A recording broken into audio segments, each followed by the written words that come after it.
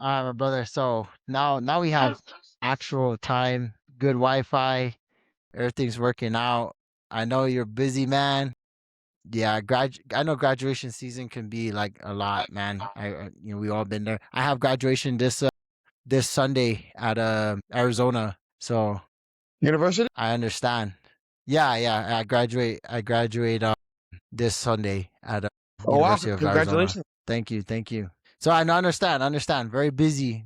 But I know when we had a brief time to talk, man. Go ahead and introduce yourself again, for the Okay. viewers that don't know you. Well, all right, guys. My name is Genesis from Agate, and I'm 18 years old. I graduate. I'm in the class of 2026. Nice. So, brother, man, like I said, I recently, been following your content and then seeing a lot of the good things you've been doing, for like GW, but for like the people of Guam, and as small as paving the road to speaking out about it to making videos about it, that's a big thing, and how did you find yourself doing that? I think it was just something that needed to be done, right? I feel like not to speak highly of myself, but I think I've always had the mentality of instead of trying to saying, oh, that's something that needs to get done, that something we need to fix, just fix it, just do it, right? And coming from so my kind of like high school journey, I'd say, is I started at ND, right, which is a college prep. It's a private school, so it's a really nice school, has a nice campus. Then I went to JFK, which is also another nice school here in Guam. It's supposed to be one of the most pristine public high schools. The I just kind of had this high standard of the environment and especially the infrastructures and the buildings of the schools. And when I went to GW, I see there's all these problems. With my mindset that instead of pushing, saying, "Oh, this needs to get done, this needs to get done," you just do it. So really, just was kind of just a natural kind of inclination to getting this fixed. So you traveled through different types of schools, well, you throughout Guam, and you've seen different problems. And then I know you mentioned before when we talked that like you saw a water fountain at JFK broken, and then the next day it was fixed, like nothing happened. What do you think? What do you think that stems from? Like how that school handles the situation versus how GW handles the situation. Like, what was your observation in that? I know that there's a lot more legal and technical stuff because of the agreements of the JFK building, that it's not actually it's the people that take care of GW, or the GW maintenance. People that take care of JFK is the owner of the property. So there's two different kind of organizations that take care of the school. But still, I feel like the school shouldn't be this bad. We shouldn't be compliant and just accepting that this is our situation. I think we can always improve our situation no matter what school we go to. I agree. No, so I never. Now that you shed some light on that, right? I never understood that until you started shedding some light on that right now with just what you said about who takes care of what, right? And I've always thought that DOE just always kind of just like had contracts for all the schools as a whole to take care of. But then you see some subcontractors with the grass, like taking care of the grass and the grounds and the football field and all the other maintenance stuff. I didn't know that it was two separate things, and I hope maybe DOE can get on a page where we could have a major construction company like Black Construction maybe like take over these big projects for the schools as a whole, so we're all in unison of getting things fixed, and not having to have like, oh, one has money, one don't have money, and kind of like, oh, we have to wait for this budget to get approved or this budget to get approved. It just kind of just all flows and mends together and goes to one spot. But man, that's a good catch, man. I didn't know that that was a thing. Let's just shift gear a bit, man. Like I know you're finishing off your high school year at GW, and how is that? How do you feel about that? Because your last video I saw about you graduating, when you made that video, I was like, man, this kind of hit home when I graduated in 2013. I was like, man, the last day I rode the school bus, it was kind of sad. Like, how do you feel about leaving high school? I think it's not at least for me, it's not really a new feeling just because I've transferred for so many schools. So it just feels like I'm moving on to the next phase of my life, the next journey. I'm really excited to go to UOG and for the upcoming projects that I have. Some big things that I'm excited to work on and, you know, get into adulthood. So what projects are you like working on currently, and are you are those projects like for your business or for like personal? Some of them I'm trying to. So I have a feeling you're gonna ask. I'm trying to think because I don't know if I want to give away my special idea, but No, no, I think just for you, I'll say it. you don't need to.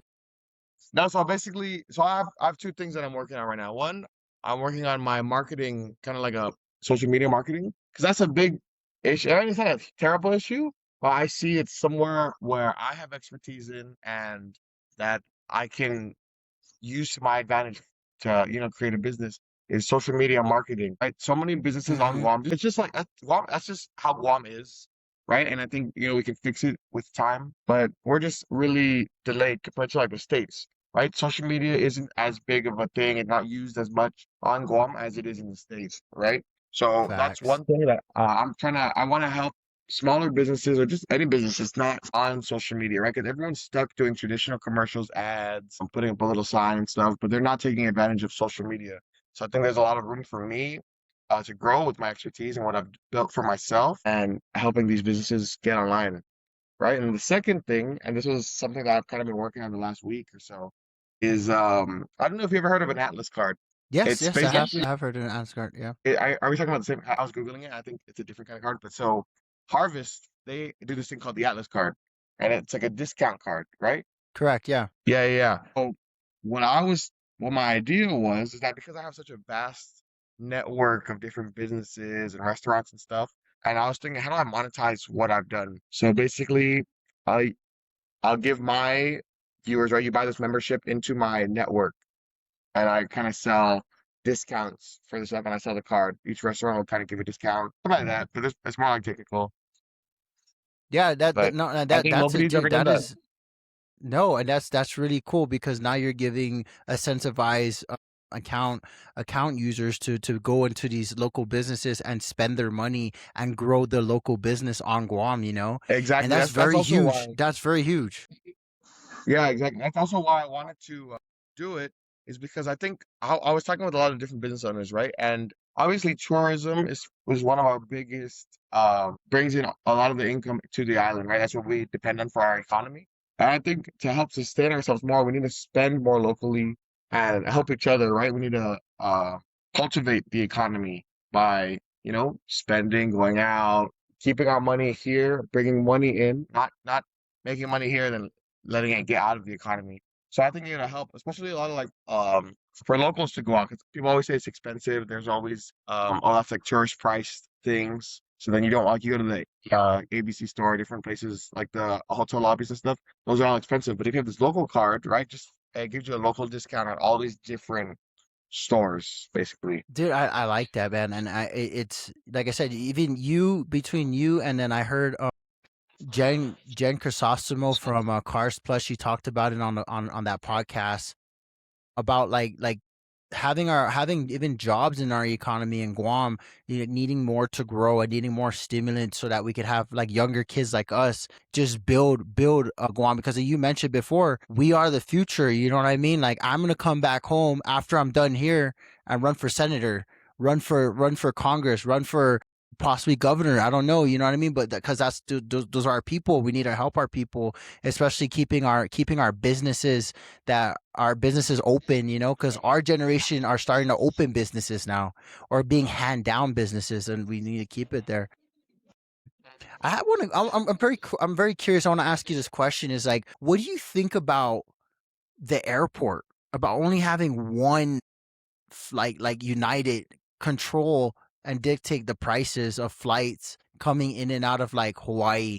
Do I don't know really. I've never really looked into it and thought about it. I always just wondered why it's usually like going to the States only United. But I know we have like a lot of the like Asian airlines. So like airline we have Korean Airlines, Japan Airlines, Philippine Airlines going to those other countries. And I think kudos to them that they have at least that part is good, right? Because those are those are like those are the countries that we're looking to get tourists from. So I think at least that we have Japanese Airlines, Korean Airlines, Philippine Airlines. Those are the big ones that would bring in our tourists. For United, I know you can connect. I don't know. I don't know. Like off the top of my head, I wouldn't know like the numbers, how much it would improve if we just had like Delta or another big airlines. But I think because United is the biggest airlines, it does bring in a significant amount of money from tourism from the States and like military. But I think the amount that we of tourists we get from those other countries that we do have airlines of is more beneficial than having a second airline. And I don't know what like the cost to have an airline go be there. I don't know if it'll be worth it. You know what I mean? Yeah, so That's so my thought off the top I of my did the head. historical data facts, like, and I looked at the back in when I think it was Delta Airlines, when Delta Airline was here. I did like when we had other airlines here from flying from here to Hawaii, the cost flying here to Guam was actually a lot cheaper. But our infrastructure, our airport infrastructure cannot sustain more airlines coming in right now. So we would have to like essentially grow the airport to be bigger. But I say if we grow the airport bigger, we could have more varieties of travel, right? Towards the Asia side now, towards the United States side, but also to having more cargo planes coming to Guam, like faster Amazon. You know what I mean? Faster, instead of using the boats now, we're using bigger airlines to get here, to have our goods imported for half the price of using a shipping company. So I think, and we could have more versatile runways, more versatile, bigger carriers here. But that's one issue that I've been looking into since like 2010. So I've been looking at that. And I've been working with like the government, but it's just I just been hitting a wall, man. I just been hitting a wall with that. Like it's very kind of like a we don't talk about that. Like, let's not talk about that, And you kind of encouraged me, Mac. You kind of encouraged me when you did that whole thing with the road. You kind of encouraged me, just keep speaking about it. Just keep speaking about it. And I'm gonna start doing that, I'm gonna start speaking about it until they hear me, until they want to change it, And when I come back home in September, Oh, really? I'm gonna go to the I'm gonna go to legislature, and I'm gonna be like, hey, like, let's diversify let's fix the airport. What's up with this? Like, why do we have a contract with them, or are we shackled Yeah, yeah, to their hip? Like, what's going on? What's the transparency? And that's one thing that's just never been really brought up, And I want to kind of bring it up because there's a lot of Chamorros, bro, in the States here that want to go home, but they can't afford $4,000. Like, that's a lot of money. yeah. Definitely. I'm happy they brought that up because that's not something that I've like thought of. Right? It's just kind of off the side. You only think about the airport when you're gonna leave. Other than that, you don't. But I think it's important that we do expand the airport. It isn't like just because, like you were saying, more cargo, bringing things in, but then also wait, but then also, I like having other airlines, especially like Delta, these other big US ones, because it gives the competition. And that's the thing, I think from my business point of view is that the more competition is, the more they're gonna fight to bring the prices down. The more they can fight to bring the prices down, the easier it will be for us to fly back and forth. But I think the thing about bringing more cargo in, I don't know, I think personally I'd want to focus more on being more sustainable on the island, right? Not Yeah, that facts. not too much about changing status quo and all these different things, but just the fact that like fruits and vegetables, stuff that we can grow in Guam, we should, right? And there should be a market for it. We should be working on growing the market of growing our own fruits and vegetables, our creating our own animals. I mean, our own livestock and stuff. We don't have a slaughterhouse on the island if you want to raise pigs and these bigger animals, there's no slaughterhouse to bring. Even, I don't know if you knew, but I used to own a farm, right? And it was pretty big. I mean, like pretty big for my age, right? I had about 100 chickens, 100 ducks, a couple pigs, a goat, some fish, and all these different things. And the Dang. biggest issue with having my animals is the price of feed, right? Because we ship in all this feed, And the ingredients that you put into these pellets are things that we can grow on the island, but we don't have a factory, so to say, right? To create, we don't have a pelletizing machine to create the feed on our own, which is possible, and there is a market for it because there's, I know, hundreds of thousands of farmers on the island that would purchase. It's just getting over the speed hurdle, right? And I think that's the biggest thing in, speaking about these things, getting all these changes, is that change doesn't come easy, right? Change hurts. Change takes time, takes effort. It takes a burden, and we need to find people like you, people like all these different, aspiring young people, even adults that want to change the island. We have to find these people that are gonna take this burden, but push and see to the gold on the other side of the bridge, right? That it's gonna help boost our economy, help lower down our prices, help locals stay local. Yeah, no, and I totally agree with that, man. Like my brother was just telling me about how DMV kind of like started changing their structure on how they do like handle driver's license and handle like their other businesses that's more efficient now. I was like, man, that's wow, that's a step forward, you know? That's a step forward in the right direction, and like little steps like that need to be recognized, you know, that the government is taking initiative to be better for the people. But yeah, dude, sustainability on the island, bro, is like a big thing that really needs to be addressed. And like our generation need, like we are waking up, you know, and seeing these things. And I know some people run away from it, and some people are like you, like me, are heading in a direction where we're trying to influence change, right? And some of the changes that we're trying to influence and bring upon it's gonna come, like you said, it's gonna come with growing pains, you know. But I believe we can overcome it, you know what I mean? Because we have that fighter mentality within us, you know, to overcome anything, but come together.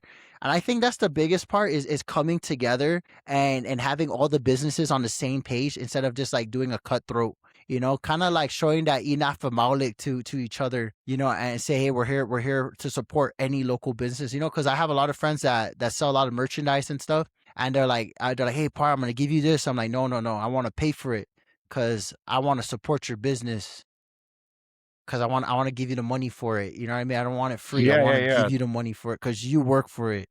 You know, and I want to show my Exactly. support. And I think that's what we need to do, man. Is just literally be aware and cognizant to have, maybe you could put on a business, maybe like a function, you know, at a hotel, and then have all the business come in and we just all share ideas. They do it here all the time in Denver. They have like a lot of like small businesses come in on these events, and then someone hosts the event and they all just network. It's just like a networking event, you know, and they share Definitely. off ideas. You know, they trade off secrets, or you know what I mean, they're helping out one another on POS systems and stuff like that. So maybe that would be cool, you know. And if I come home and it lines up, we could possibly mean you can host an event, because that's what my foundation does. My foundation builds the next generation and builds like the youth, you know, because I invest a lot of my time in the youth, because the youth is going to be replacing me. So I want them to replace me the right way. I like that mentality. I like the last thing you said about how they got to replace you the right way. And I think it's good. I think it's very important to create a system and create all these, events and these, just all these things, but have a system in place so that it doesn't, when you leave, it doesn't just end, right? When because we're all gonna die. When we die, that it can still carry on. I think that's the most important thing that a lot of people don't understand, is that it's not just about doing it, but it's about making sure it gets done the right way every time and being able to do things properly. And I think that's a big, I don't know if I did that on purpose, but it kind of segues into, the biggest issue that we have on Guam is that a lot of times we do these temporary fixes, right? Just like the road, right? And I saw somebody commented it, and it was a really good comment, that the most permanent fix is a temporary fix, because we always say we're gonna fix it, but the temporary fix is just a little too easy and more convenient every time, right? And Yeah. it doesn't make anything better. That one, did you watch that one video? I don't know who made it, but someone made that video of like Simon Sanchez. It's like a cartoon. It's like, I boy, didn't see it. I didn't see it. like this is, I'll send it to you. Was it like, it's like the kid's like, Dad, this is where Simon Sanchez is gonna build. Yeah, or we have to learn how to build our dreams before we even start building it on paper. And then it goes on to like where, hey, we're doing groundbreaking right now on Simon Sanchez. Yeah, we changed the letterhead. When we resubmitted I was like, this is so accurate, you know. Yeah, I'll send it to you. It's so accurate, bro. Like it's like, wow, this is what the times we live in. You know what I mean? But I want to switch gear a little bit. So are you planning to do a UOG all 4 years, or you're gonna kind of do your undergrad there and then move out? No, so I plan to go to UOG all 4 years. Yeah, I wanna. So you're gonna I think that's another thing that is a big issue on the island is that it's not the fact that we have bad people and people on Guam are not smart. It's the fact that all the smart people see the opportunity in the States, see the opportunity off island, overseas, and they leave. And I think I'm very happy that every time you say that you're finishing Arizona State and then you're gonna come back to the island, right? I think that's important that we need to keep the good people on Guam. We need to be able to offer them opportunities here. And I think it's important that people see that there's so much.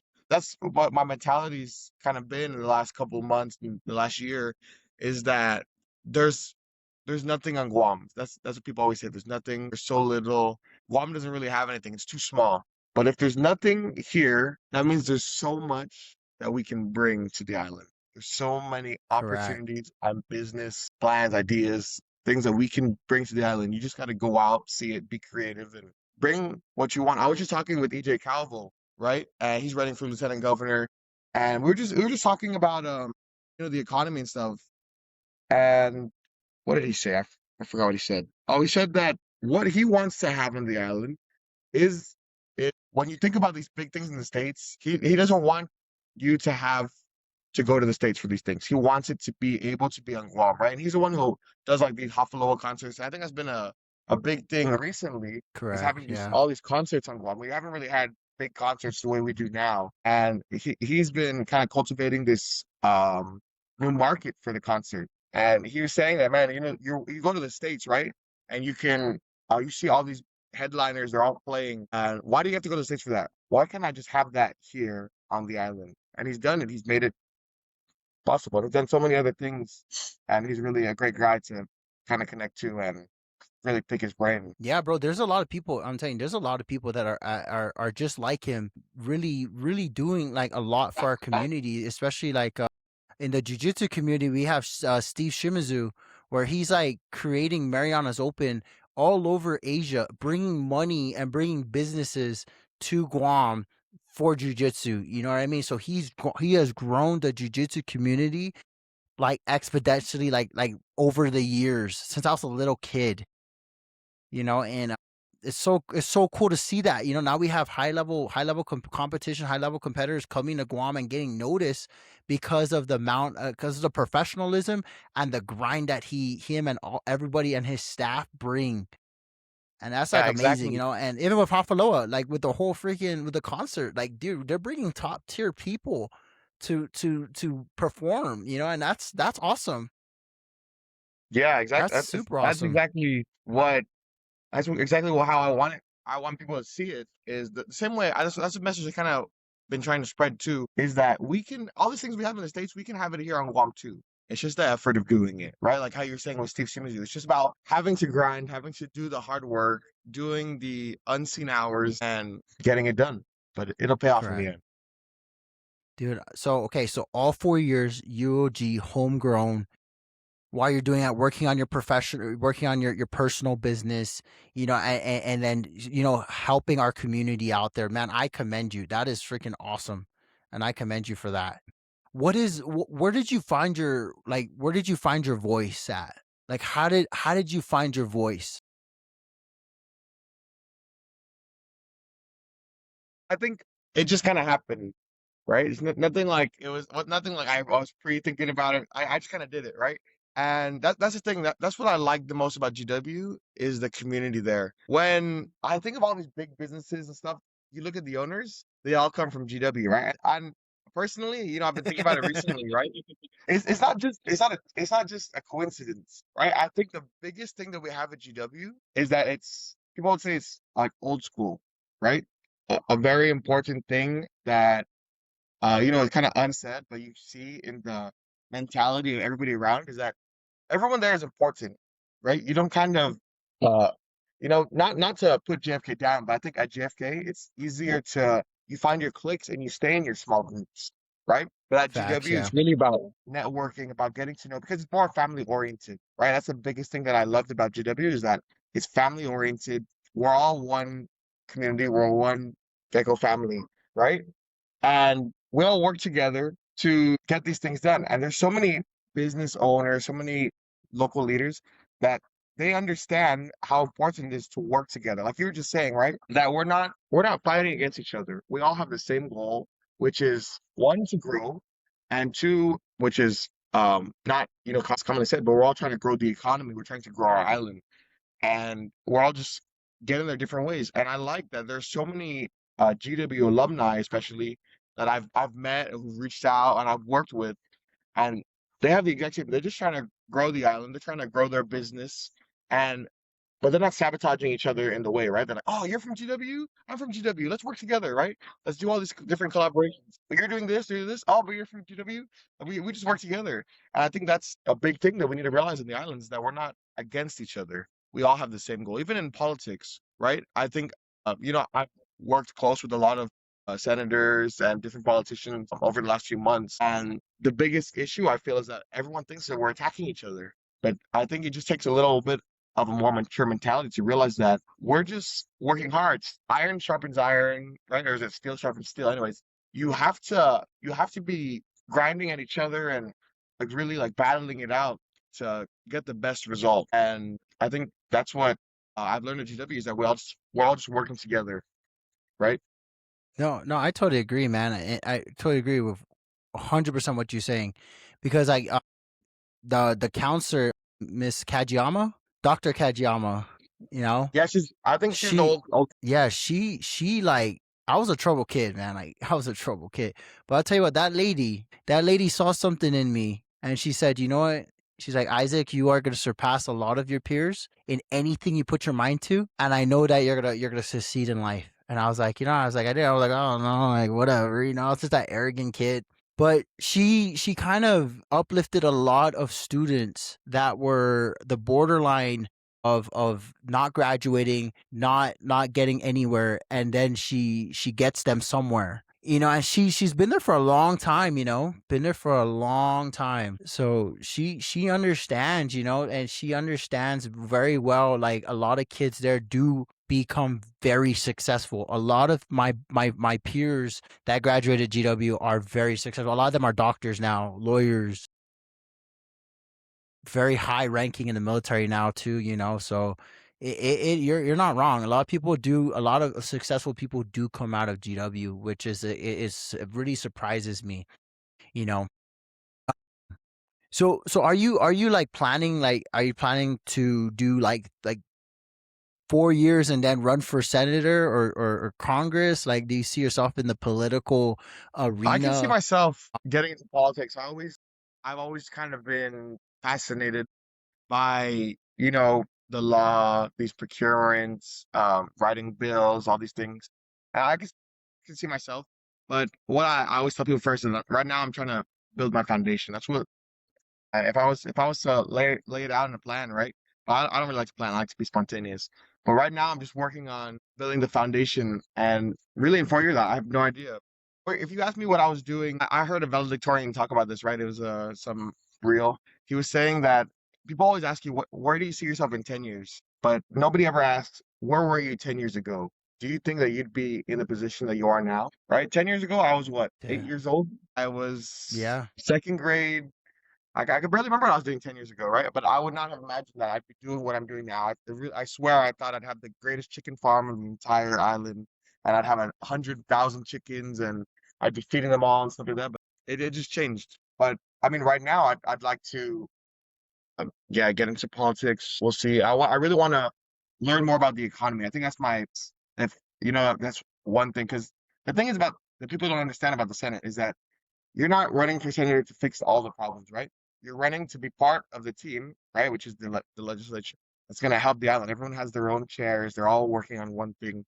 And I think for me, what I'd want to work on is, tourism and the economy, business. I think I don't know where, I think I've always just had a really business minded mindset. And I really just want to focus on growing the economy. So right now, I want to do all these businesses. I want to have my business. I want to learn what our biggest issue is. Right now, I'm doing a series of videos, right? I don't know if you know School of Hard Knocks, the guy who interviewed Yeah, the yeah, billionaires. So yeah, I've yeah. been kind of doing some episodes like that, right? I'm trying to post some stuff, but basically, I'm just connecting with all these different people and networking and meeting them, hearing what their thoughts are on issues, what their solutions, and just their thought process, and really picking their brains, trying to absorb all this information and learn all these experiences from these different people, and then be the best person that I can if I do plan to run for office. Wow, dude. Yeah, dude. That guy that always interviews billionaires. There's always something I've learned every time they say one word. Like even just there's little content, right? Like, oh, what are you gonna get into? AI. What should someone be busy? They should be building something in the software of AI. Like it's just there's a repetitive thing that these billionaires say. And one thing I've learned about a lot of billionaires and a lot of successful business is that a lot of the business owners took a chance on themselves. And like I mentioned before, like I created this podcast in a sense of our people. It was for our people, essentially. Like our people should take a chance on themselves. Like stop waiting for an opportunity for someone to take a chance on you. Take a chance on yourself. Because there's a lot of smart individual and intellect people in Guam that if they put their mind to it, they can be very successful and very wealthy. But it's just that like you said it before, we see what we have in Guam and we're like, oh, there's really nothing, and they don't capitalize on what they actually really have because the soil that's underneath your feet is actually very, very healthy. You just got to water your own grass and stop looking at other people's grass, you know? And this is why I started this podcast, man. It's just like I looked at that guy saying like, "Hey, what did you how old were you when you made your first $1 billion?" I'm like, you know what? Shoots, I can just put people's experience on on like YouTube, on Instagram, on Facebook, on whatever, and share that people like you, people like other people I interviewed, they took a chance on themselves and they made it. And like, hey, like, let's wake up. Now it's this whole thing where even my friends here in the States, they're listening to my content. They're like, bro, I can relate to the everyday person because like I struggle with fear. I struggle with my own like my own abilities. I'm like, why do you struggle with your own abilities? Let's just start there, and it starts opening these conversations to these high performers that had just been unlocked. They just needed to hear and put words into their actions now, and speaking life. And I always tell a lot of people that I'm like, our people in Guam may not have a lot of money, but they have a lot of influence, and them sharing their own experience is way more than money. I always tell that to people. If you know you got money, and a lot of people are like, hey, I don't got money to give, it's fine. You have an experience to tell, and that's strong. The Eh, that's what I kind of look for when I talk to all these different uh businessmen and politicians that they've already been through the road. They already, they're working on the people that I kind of like, wanna learn from. I just want to know their experience, right? Because failure is the biggest teacher, definitely. Like the only way you're ever gonna learn is to fail. And a lot of these people, they tell me about how much they failed, and I wanna know what they've done wrong so that I can improve it on my journey. I think that's a big thing that a lot of people take for granted is when people try to tell their experience, they always think, oh, just telling another story is not important. But I think you really got to shift the mentality, like you're saying, and realize that this is is really valuable. I like that, man. And brother, I want the next question I want to ask is like, where how are you going to influence our people to stand up and speak on our economy to make it better? I think I really start with this road, right? That's what I don't know if you've followed up my articles that I've written and some of the videos that I've said, right? I did. But really, it's how small the road was, right? And for me to be first year just transferred there nobody, and just the repetitiveness of speaking up. And I think I wanted this road to symbolize that really just speaking up and putting your mind to fixing the issue can get it done, right? And that's why a lot of times in the article I've said that it's bigger than a road, right? It's more, it's not just pavement, that it really does stand as a sign that it doesn't matter who you are, how little you are, what you do, how unimportant you are, or how unimportant you think you are. Really, everybody has a voice. Everybody can speak up. Doesn't matter who you are. You can get things done, right? And it's all about understanding the other person's perspective, right? Really understanding the issue and why that issue is an issue. And I think really it's just about people having to speak up. How I get to speak up, that's still a mystery we're trying to solve, right? But when I talk to different people from like let's say Southern, right? Southern, their school is dilapidated, their auditorium is broken, their pool is broken. Simon Sanchez, their school is not working. People ask me like, "Oh, can you pay my rent?" I always tell these different people, my peers, these people that look for me for advice. I don't know what I know. I'm just a high school student. I just tell them like, you just got to do it. You just got to speak up, like you were saying, right? You just gotta do it. You gotta, even when um things are not going your way, even when things are it feels like the whole world is against you. You just gotta speak up. When I was speaking about the road, right? I've had a lot of people tell me that it's not important, that it's just a small road on the side. It doesn't need to be fixed. And but I don't let that, deter me, right? And I think it's the biggest issue is that it's easy to get deterred when you're trying to push for these things because it's the growing pains, like you were saying. Um, in the economy, starting a business is about starting is the hardest part. Yeah, no, I agree, and I like that, man.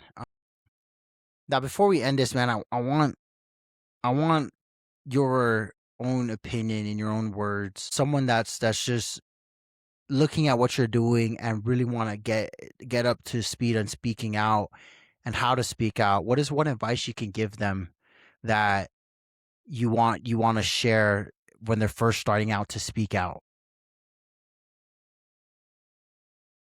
It's gonna sound cliche, right? But just don't give up. It's easy to give up. That's there's two things, right? First thing is that it's easy to give up. Don't give up. Everybody that wants to see you fail doesn't want that doesn't want to see you fail is scared of your success, right? They don't want I don't know, they just don't want change, but it's not just don't give up. Because that's all I can say really. Just really don't give up. And the second thing is just get started, right? I know when you first did your first podcast, it was like you're kind of like I don't know if you were like you kind of like there's that delay. You're like should I? And then once you just do it, you just keep doing it, right? You know the exact Yeah. same experience, right? Don't give up. You just got to get started and take care of people, right? Because people that you take care of will take care of you. And it's just like I was just thinking about it, like me and you, we could easily be competitors, right? We're both into media. We're both trying to do these things. You could be like, dang, I don't want Genesis. He's the one guy that's trying to he has his own thing and then I have my own thing. He's trying to steal my audience, right? But Yeah, we don't yeah, see it yeah. like that. We're No. collaborating, we're talking, we both have the same goals. You're ready to come back. I'm excited to see you come here in September, and I wonder what we're gonna accomplish together. And really, it's about working together. I don't know if somebody's listening and they took that advice. I mean, that's it. It really is. You just got to do it. When you're doing it, don't give up and take care of the people along the way Oh, because that's 100%, your man. foundation.